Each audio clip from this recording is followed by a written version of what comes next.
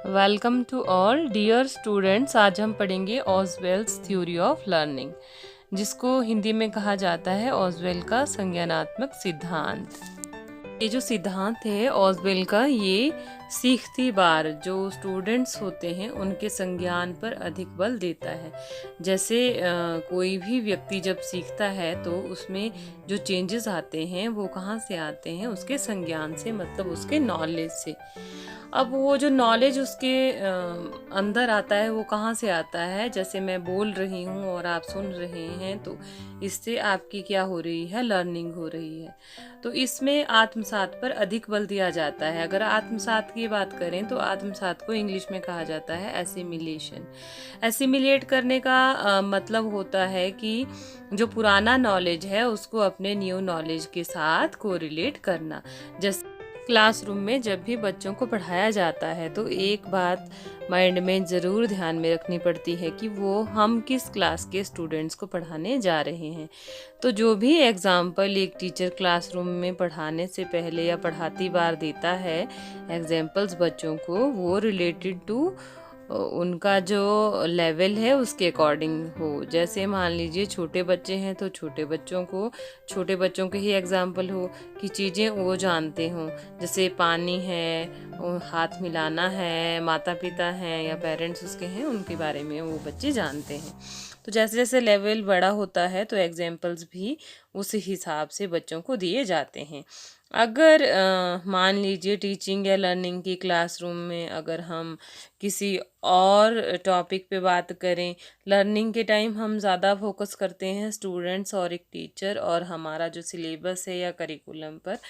तो जो एग्जाम्पल्स हों वो ऐसे हों कि उनके बारे में पहले सुना होता है या उसके बारे में हम जानते हैं, तो तभी बच्चों को पढ़ाती बार आत्मसात की उन्होंने बात की कि पुराने नॉलेज को जब बच्चा न्यू नॉलेज के साथ को रिलेट कर पाता है तो उसके लिए किसी भी डिफ़िकल्ट चीज़ को समझना क्या हो जाता है? ईजी हो जाता है।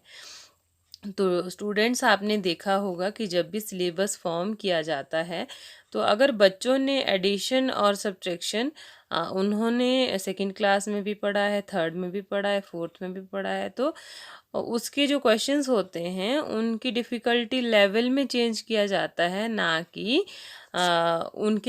उनका जो टॉपिक पिछली क्लास का रिलेशनशिप अगली क्लास के साथ होना क्या होता है? बहुत ज़रूरी होता है। नहीं तो वो भी किसी भी चीज़ को आत्मसात नहीं कर पाते हैं। तो ये होता है आत्मसात, दैट इज़ एसिमिलेशन। नेक्स्ट उन्होंने बात की रोट लर्निंग की, मीनिंगफुल लर्निंग की और मतलब एक्सपीरियंसेस के द्वारा सीखने की और डिस्कवरी लर्निंग की। अगर मीनिंगफुल लर्निंग की बात करें तो मीनिंगफुल लर्निंग में कोई भी जब हम लर्निंग होती है वो मीनिंग को समझने के बाद लर्न होता है, जो क्या होता है बहुत ज़्यादा देर तक हमें याद भी रहता है। जैसे वर्ड मीनिंग की बात करें या किसी भी में स्टडी करती बार या पढ़ाती बार पढ़ाने की बात करें तो उसमें हर एक जो डिफ़िकल्ट वर्ड्स होते हैं उनके मीनिंग को बहुत अच्छी तरह से एक्सप्लेन किया जाता है, ताकि बच्चों को वो जो नॉलेज है वो क्या आए, बिल्कुल क्लियर नॉलेज आए, ताकि वो कभी भी उस चीज़ को भूल नहीं पाए।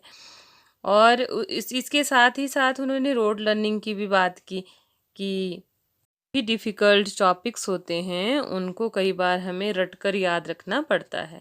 जैसे बच्चा स्टार्टिंग में जब क्लासरूम में जाता है तो उसको कई चीज़ें ऐसी सिखाई जाती हैं जिनके बारे में उसके माइंड में कोई भी उसको अपना नॉलेज नहीं होता है।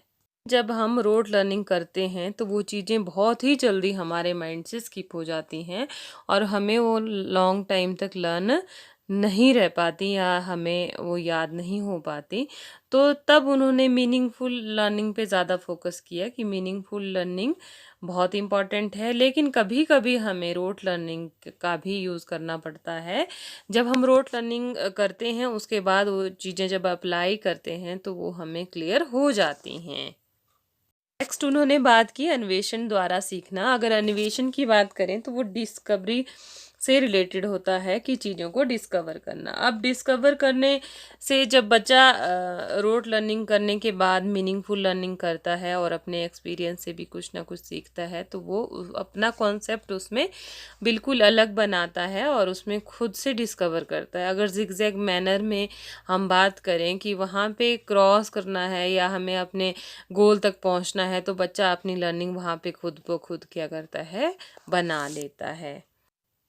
तो एक टीचर की ये रिस्पॉन्सिबिलिटी ज़रूर होती है कि वो बच्चों को एक्सपेरिमेंट से सीखने के लिए या चीज़ों को बहुत ध्यान से देखने के लिए बहुत ज़्यादा प्रेरित करे। तभी आज के टाइम में जो टीचिंग है उसमें ये सिखाया जाता है कि आप स्टूडेंट्स को कलेक्शन दीजिए, आप उनको प्रोजेक्ट दीजिए, आप उनको असाइनमेंट्स दीजिए, आप उनको रिटर्न वर्क के साथ कुछ एक्स्ट्रा एक्टिविटीज़ भी करवाइए।